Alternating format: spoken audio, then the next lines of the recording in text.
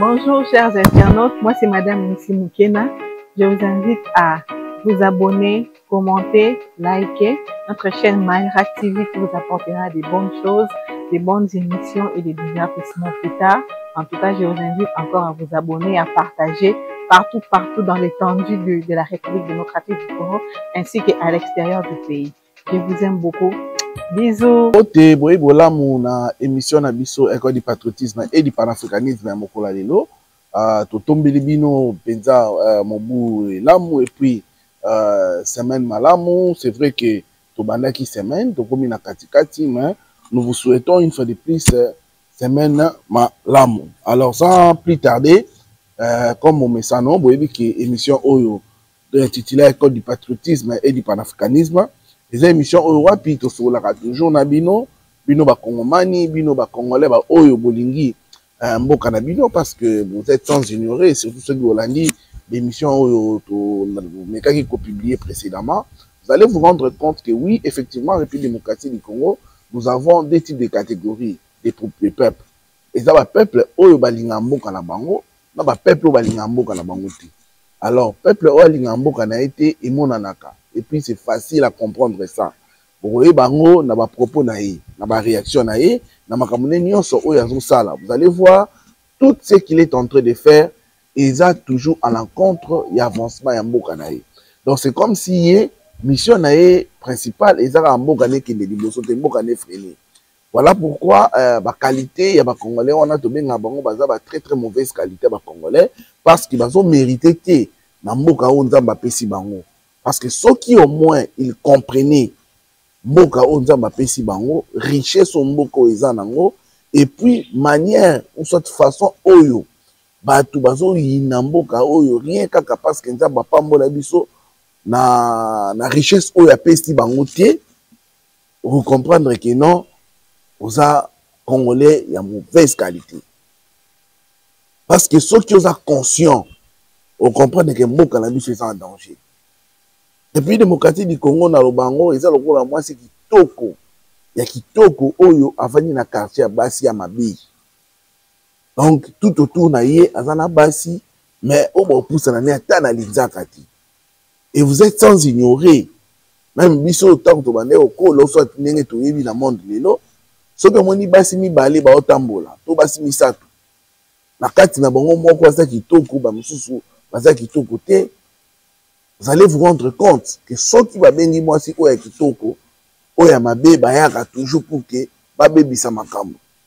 Donc ils ont ndenge moko na République démocratique du Congo. Nous avons mboka moko tellement béni, nzamba pamboli mboka na biso makasi au point que tous nos voisins baza cupide par rapport na biso. To le bité ki bango pe baza na bobozu te.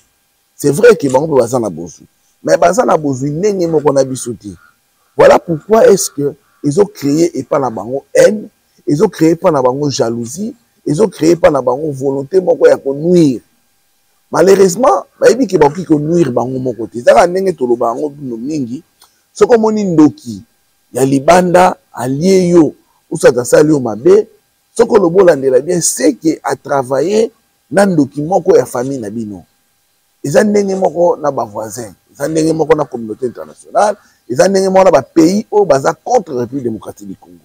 Sachant que bango moko boki ko yati malamona minduki ba kota na mboka la biso ba piller ba boma, qu'est-ce qu'ils font? Ils recrutent malheureusement ba Congolais wana ya mauvaise qualité, ba Congolais wana oyo balinga mboka na bango ti. Ba ko recruter bango, ba pesi bango minduki, ba pesi bango tous les moyens possibles pour que babundisa mboka na bango moko oyo eza République démocratique du Congo. Bazo bundisa ngo pour leur faire croire, à l'opinion publique qu'ils sont contre la politique de leur pays. Or, en réalité, ce n'est pas ça. En réalité, ils sont en train de répondre à un agenda caché. Il y a des parrains na bango. Il y a batu oyo bazo diriger bango, soit bato bazo sponsoriser bango pour que ba mettre à genoux mboka na bango. Malheureusement, au moment où nous parlons, les Congolais à qualité on a commis tellement ébélé au point que au qui se rendre compte ou soit commis tout est-ce que réellement les Congolais oyo bazo yeba makambo bazo sala to bazo yeba te. Ça, c'est Congolais, il y a mauvaise qualité. Mais néanmoins, les Sika Balobaka, attends, mon lili, lumière sont écosangate. À ta place, au Bouvandi, il y a des heures, mais bon, moi, il m'a prévoir pour que et sauver bateau bazawana. Il y a mon copé dans la République démocratique du Congo. C'est vrai, tout ça, les Congolais, wana a mauvaise qualité. Mais reconnaissons aussi que nous avons des Congolais de très très bonne qualité. Oyo wapi, bango ba jiraka kaka sur le bien-être de la République démocratique du Congo.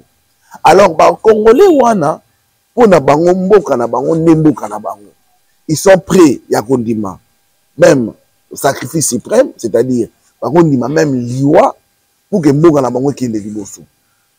Ils sont là parce que ça la réforme pour que ba tala nini ba ki ko apporter comme un plus afin que mboka na bango kende liboso. Ce ne sont pas des simples spectateurs. Ils ne sont pas passifs, mais ils sont des acteurs. Et ça batu oyo parce que vrai acteur, il y a développement, il y a beaucoup à alors c'est cette deuxième qualité, ou soit cette très bonne qualité des Congolais, les missions toujours visées dans l'émission Oyo. Émission intitulée École du patriotisme et du panafricanisme, dans volé dans il y a éveil patriotique. Vous allez voir, il y a patriotique qui apparaît. Parce que quand on parle du patriotique, on fait allusion à la patrie. Patrie ndenge tolobango eza mboka oyo bakoko na biso batikela biso. Alors Congolais nyonso oyo alingi mboka na ye, en principe il doit se sentir lié par sa patrie. Il faut se sentir lié. Cela veut dire quoi, cher Congolais? Akoki kondimaki amona mboka na ye et passer ba moment difficile et que ye azala wana sans rien faire. Azala wana passif, azala wana vandi calme. C'est comme si Makamouane était allié. Non.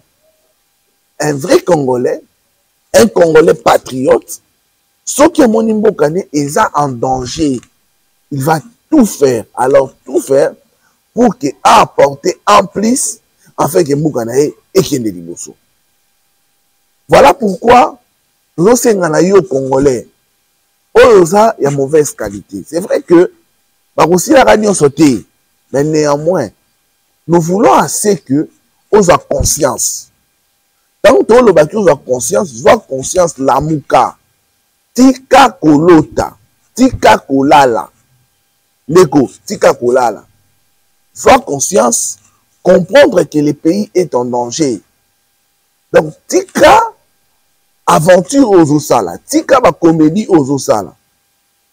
Allie-toi à ton pays, tika ba bêtise ouana. Cesse de trahir ton pays. Tu vas trahir ton pays jusqu'à quand? Alors, cher Congolais, prends conscience. Réveille-toi. Réveille-toi, cher Congolais. S'il te plaît, réveille-toi. Tika kolota. Tika ko se comporter pour na bénéfice ya bapaya. Pour na bénéfice ya bato balingi mboka na binote. Tolobango mingi l'émission Oyo que République démocratique du Congo, c'est le seul endroit où on a la libre, calme et puis on a la sans stress. Mais ceux qui ont ici quand on remarque que oui, je ne suis plus chez moi. Voilà pourquoi on a toujours dit qu'on est mieux que chez soi. Alors voilà pourquoi Beko Nayo voit conscience. Apporte ce qu'on appelle moi valeur ajoutée na yo afin que Bokano qui est de c'est vrai que les décors on a mais qui est un peu pour planter tout simplement parce que il y a un sujet on a zo lingana loba sujet on les années et ça conscientisation il y a peuple congolais ma peuple congolais il faut beaucoup ma conscience il faut conscience d'abino et mata. Parce que ceux qui conscience et matité bande konanga ils sont difficiles. Dans ces pays, vous êtes sans ignorer que Mokanabiso et ça na histoire. Nous allons d'abord coloniser jusqu'à ce que en 1960 que nous avons indépendance. Après il y a eu l'institution à Liboso, où ils allaient qui mise en place, où ils allaient qui dirigé le président de la République, Joseph Kasavubu, où Wapi, Bazaki, na Emery Patrice Lumumba comme premier ministre. Mais où me l'a quitté juste après un temps, et comme ça, là, que nombo cannabiso, et kotaki na KO, par rapport à une incompréhension où ils allaient entre le président de la République et le premier ministre. Où ils allaient qui Lumumba, où me l'a quitté, juste après une année, même pas une année, il a été tué. Après une année, bah, au Bomae, tant que Babomi Lumumba, comme vous le savez très bien, chers Congolais, ils ont participé mawa. Et il y a qui gozong sambo cannabis na ciment. Ce qui a fait que non, on a eu ma succession, il y a ma premier ministre belé, jusqu'à ce que Mobutu avait pris la décision, il y a aussi la coup d'État dans la République démocratique du Congo en 1965. En 1965, Mobutu a tiré le pouvoir, jusqu'à 1997, où Laurent Désiré Kabila a été congolais dans le pouvoir. Et Laurent Désiré Kabila, vous êtes sans ignorer que dans ma lettre, il y a qui sont Rwandais et belé. D'ailleurs, c'est ce qu'on a toujours dit, qu'il y a des alaki, maman a problème, où Laurent Désiré Kabila a mené la Rabissou. En 2001, Laurent Désiré Kabila Koufi, Joseph Kabila a succédé, a dirigé Mboka pendant 15 ans. En 2018, organisé l'élection des Aguina, première alternance politique démocratique, c'est-à-dire où on avait eu un président qui sortait, un président qui entrait. Parce que ceux qui vont se rendre compte, au moment où non, Mobutu, de Kasavubu à Mobutu, c'est un coup d'État. De Mobutu à Laurent Désiré Kabila, c'est un coup d'État ou soit agression, Ti et Alongwe. De Laurent Désiré Kabila à Joseph Kabila, c'est qui après mort, il y a Laurent Désiré Kabila, de Joseph Kabila a succédé. Mais vous allez vous rendre compte qu'avec Félix Tshisekedi et Joseph Kabila, il y a eu remise et reprise. Donc, il y a eu deux présidents qui sont en vie. D'ailleurs, la preuve année que vous allez vous rendre compte que depuis la République démocratique du Congo et la République démocratique du Congo, les lots Oyo, Neto Moni, il y a 6 ans, un président qui est en fonction, mais son prédécesseur est toujours en vie, et puis Azawan. C'est vrai, malgré Marambébélé, entre autres, le dossier que Joseph Kabila par rapport à Makambo à Salaki, mais qu'à cela ne tienne, voyez un peu de leur côté positif, voilà, vous allez vous rendre compte que cela est fait et réel. Mais, fort malheureusement, le président Félix Tshisekedi qui est au pouvoir, il est en train d'essayer de faire ce qu'il fait. C'est vrai que à la sainteté, tout ce qu'il fait, c'est magnifique, non. Parce que c'est un être humain, à un côté positif, à un côté négatif. Mais qu'à cela ne tienne, il est en train de se battre avec ongle, afin de ramener ce grand pays, la République démocratique du Congo, dans le Conseil des Nations. D'ailleurs, ça, ce n'est plus à démontrer, parce que vous allez voir, aujourd'hui, partout, dans de grands salons, on ne peut rien dire sans citer les noms de la République démocratique du Congo. Ça veut dire que RDC, ils ont joué rôle comme un nène. Et pour y arriver, il fallait attendre un Félix Tshisekedi qui est venu avec sa logique, avec sa vision, pour que la République démocratique du Congo puisse aujourd'hui retrouver sa place. Il y a premier rang dans le Conseil des Nations. Voilà pourquoi, chers Congolais, ces efforts-là méritent un accompagnement. Mais fort malheureusement, il y a des Congolais. Voilà pourquoi on a dit que non, émission Oyo, je vais conscientiser les Congolais.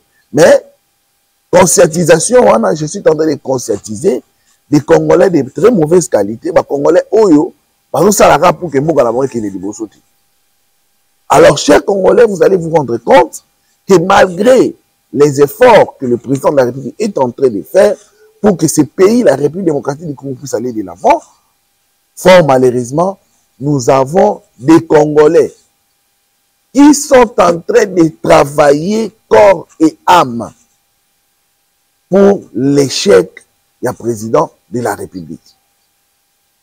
Parce que travailler dans le pays, ça, aujourd'hui, ils sont en train de faire des choses où ils ont ça là qui non, mon cannabiso et qui est libosoté. Donc, parce que vous savez que mon cannabiso et qui est libosoté. Et nous, maintenant, en tant que peuple, nous, en tant que Banamoka, nous ne pouvons pas accepter cela. Donc, qui ça là, bon plaisir ou en athée. Enfin que, bah, se comporter marqué, on a pour n'a saper l'avenir de toute une nation. Non. Plaisir ou en athée. Voilà pourquoi, dans cette émission, nous voulons que la conscience collective congolaise et la mouka, pour que, par Congolais, oyo balingi mboka na bango, va se désolidariser. Na batu ya marque wana. Mais, va travailler pour que mboka na bango ekende liboso, qui se donne corps et âme, car ce pays a vraiment besoin de leur accompagnement. Ce pays que vous voyez, la République démocratique du Congo, a besoin que makambo ekende liboso. On ne fait pas que makambo esalama ndenge esalama marque wana. Po eza kitoko te. Tokoki ko applaudir yango te, tokoki pe ko appuyer yango te. Alors, chers Congolais, lèvons-nous. Moutou na moutou à la mouka. Atika d'incompréhension inutile. C'est vrai.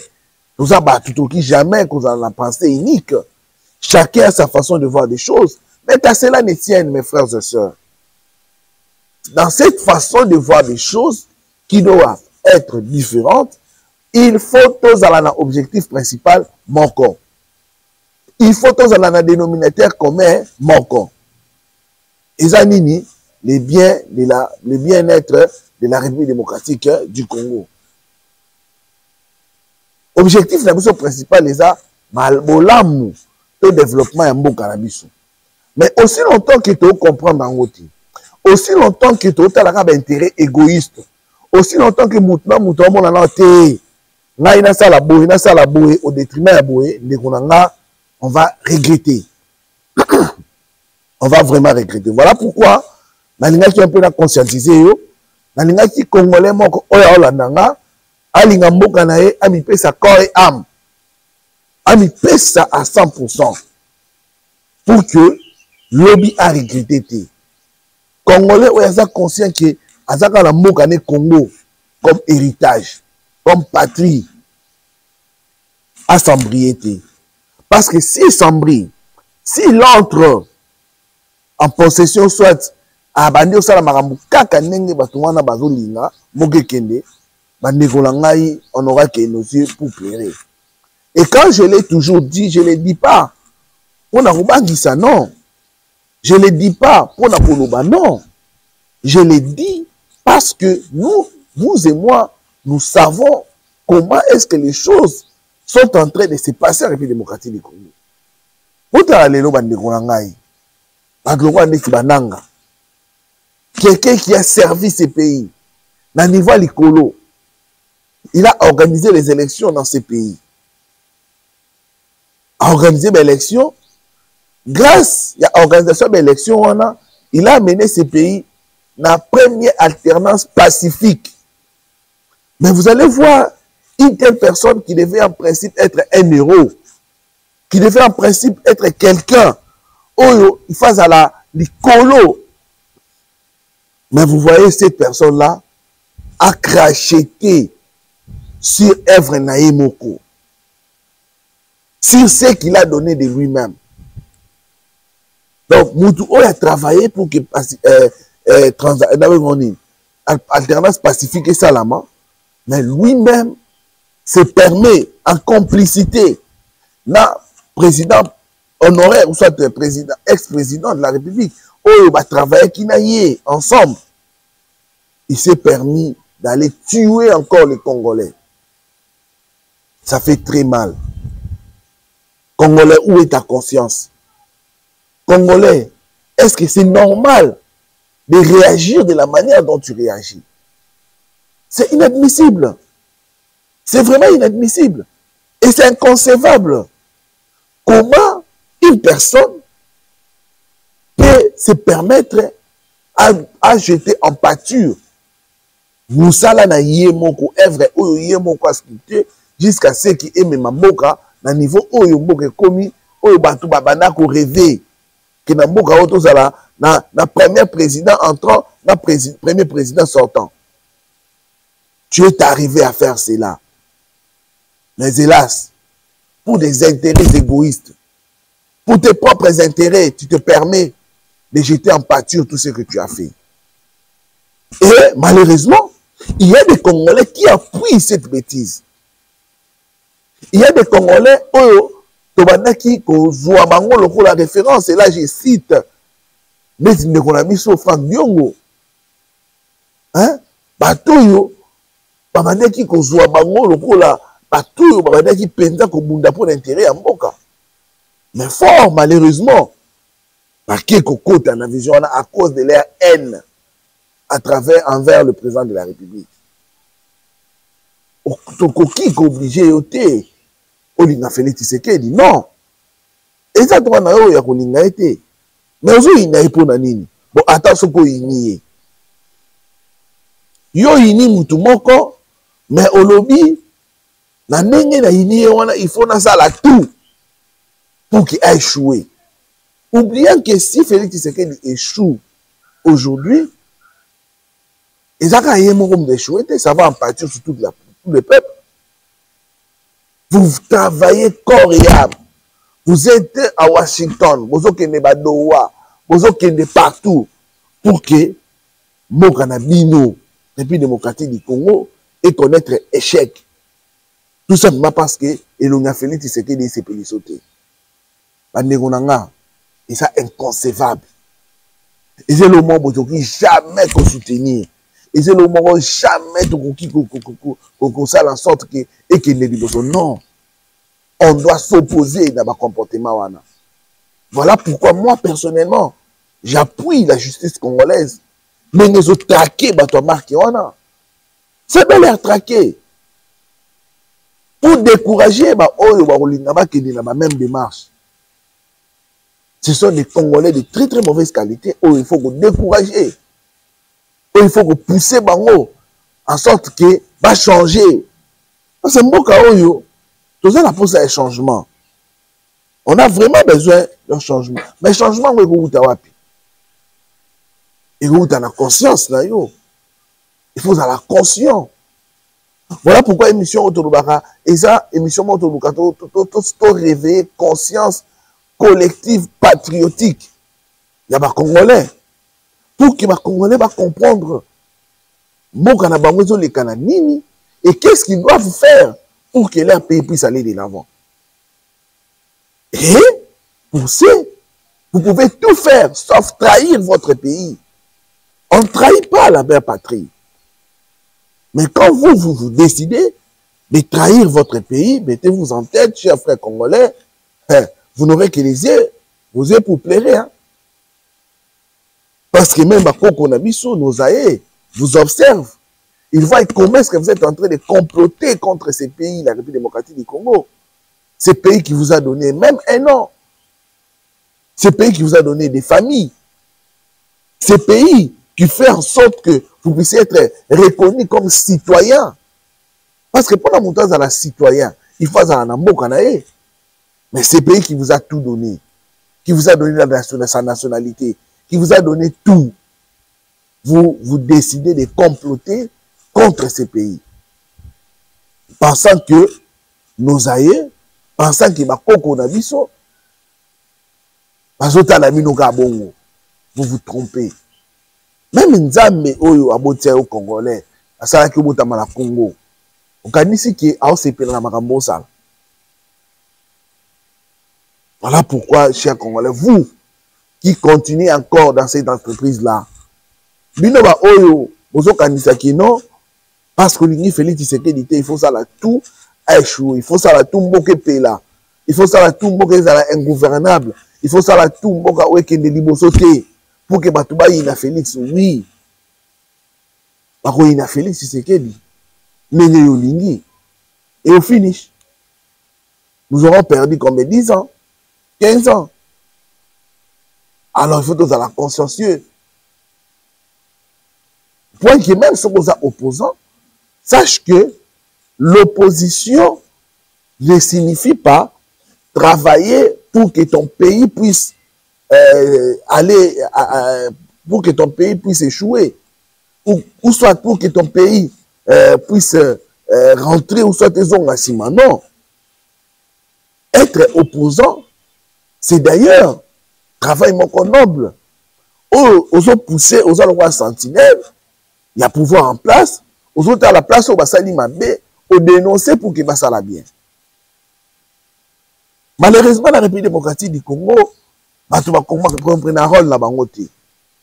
Il y a que nous sommes opposants, objectif principal, les Arabes, nous avons échoué pour que nous remplacer. Oubliez que tant que nous sommes pour le pouvoir, ceux qui ont la mentalité, on a changé. On peut avoir l'opposition, on a tout pour nous échouer. Alors si nous devons continuer avec ce cycle infernal, République démocratique du Congo, sont dans nos années. Est-ce que dans 5, 10, 20, 30, 40 ans, 50 ans, ceux qui ont changé la mentalité de la vie, ceux qui ont compris que non, en tant qu'opposant, opposant, oui, mais je dois suivre de près ce qui se passe dans mon pays. Si les choses se passent bien, je dois applaudir. Si les choses se passent mal, je dois dénoncer. Et pas seulement m'arrêter à ma dénonciation.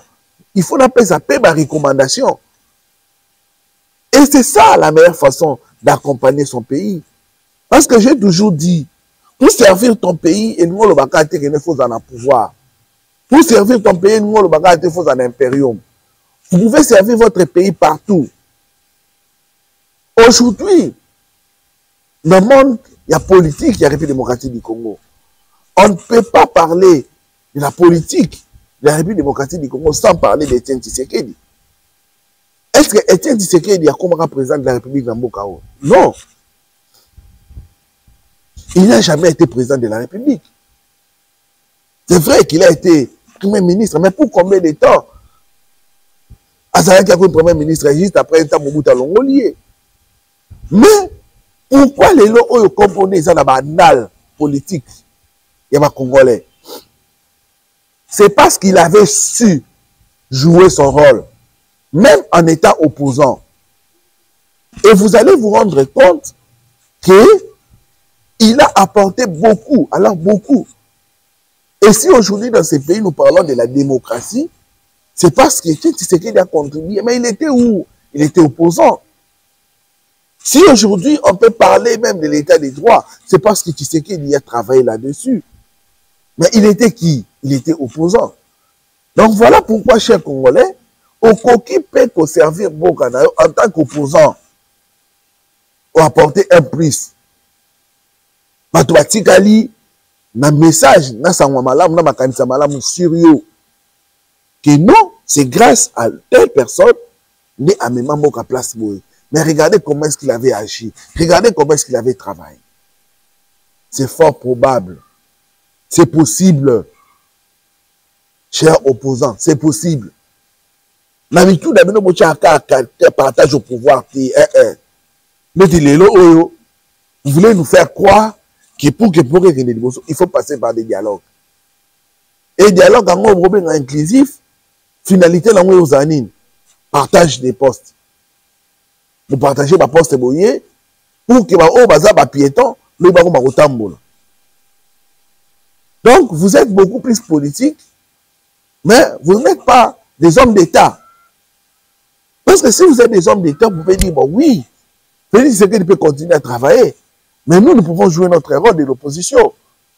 On doit lui faire des suggestions. De temps en temps, on peut lui rendre visite, lui interpeller, lui dire, non, président, la manière dont vous êtes en train de faire des choses, et qu'on marque en a été. Regardez notre proposition. Pensez-vous vraiment que les lots opposants, parce que vous êtes opposants, ce qu'on me dit Félix Tshisekedi, les lots idée, ou soit makanisi, ou les ananzela. Félix Tshisekedi a oublié parce que quand vous êtes opposants, je ne pense pas. Je ne pense pas. Il va accepter cela à Rouyambango et puis il va les mettre en pratique. Mais si nous ne comprenons pas cela, ce qui te comprend dans notre est que na mutu na biso tozalaka na esprit neti eza ngai te makambo fo esimba te. Chers Congolais, là, mettez-vous en tête, vous n'aidez pas votre pays. Au contraire, vous êtes à la recherche de vos intérêts personnels. Or, nous ne voyons pas seulement cela. On n'a pas seulement besoin des intérêts personnels, non. Ce que nous souhaitons, ce que nous voulons, c'est que ces pays, la République démocratique du Congo, puissent aller de l'avant. Et pour ce faire, la République démocratique du Congo a besoin de tous ses fils et filles qui doivent mettre leurs divergences à côté et voir que le pays va mal. Nous sommes agressés à l'est de notre pays. Que devrons-nous faire? Conjuguons nos efforts pour que les choses puissent aller de l'avant. Qu'il y ait dialogue ou pas, mais que nous puissions apporter notre pierre à l'édifice. Mais exalater comme condition sine qua non qu'avant d'apporter un plus, il faut dialogue inclusif, il faut partager la poste, il faut une institution, il faut non. Là, ce n'est pas une bonne chose. Ce n'est pas quelque chose qu'il faut appuyer, ce n'est pas quelque chose qu'il faut encourager, non. Nous décourageons ce manque de conscience patriotique qui, aujourd'hui, est domicile. La chef, il y a des Congolais belés. Les Congolais eux-mêmes ont coupé sa valeur, ont coupé sa considération. Les lots, ça passe. Au Tali Moutou, c'est un intellectuel. Au Tali Moutou, c'est quelqu'un qui est aguerri intellectuellement. Mais malheureusement, au Tali réflexion, il est en train de briller dans l'antipatriotisme qui ne dit pas son nom. Quelqu'un qui est même prêt à accepter que non bora oya ezika nango mutam ta assez de briller. Oubliant que ce qui bora oya eziki, ça ne va pas épargner sa famille. Ça ne va même pas l'épargner lui. C'est ce qu'ils oublient. Voilà pourquoi chers Congolais tous ces nganabino oboza ba Congolais mauvaise qualité bozonga na nzela. Bolinga mboka na bino, bomi pesa pour que mboka ou République démocratique du Congo et qu'il et vous, les Congolais de bonne qualité, continuez à faire du bien pour votre pays.